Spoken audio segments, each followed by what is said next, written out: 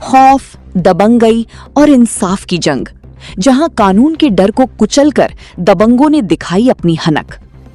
नमस्कार, आप देख रहे हैं अक्स क्राइम अलर्ट न्यूज 24।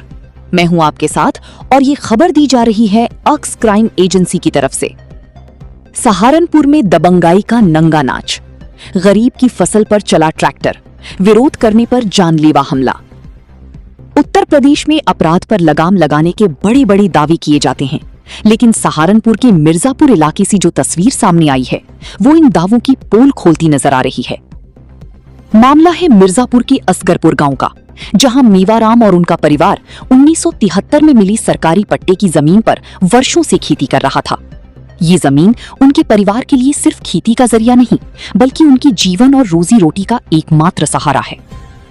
लेकिन अब इस जमीन पर इलाके की भूमाफियाओं की नजर पड़ चुकी है और इसी लालच ने एक बड़ी विवाद को जन्म दे दिया। पड़ताल में सामने आया बड़ा खुलासा। बीती 5 मई की रात जब पूरा गांव गहरी नींद में सो रहा था, तभी तालिब, असलम और सुरेश समेत करीब आधा दर्जन दबंग अचानक खेत में घुस आए।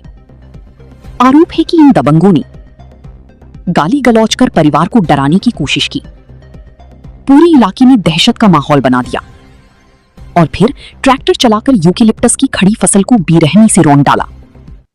पीड़ितों के मुताबिक ये फसल उनकी कई सालों की मेहनत का नतीजा थी, जिसे कुछ ही मिनटों में पूरी तरह बर्बाद कर दिया गया। पीड़ित परिवार में दहशत का माहौल है। परिवार का कहना है कि उन्हें लगातार धमकियां मिल रही हैं और वे खुद को असुरक्षित महसूस कर रही हैं।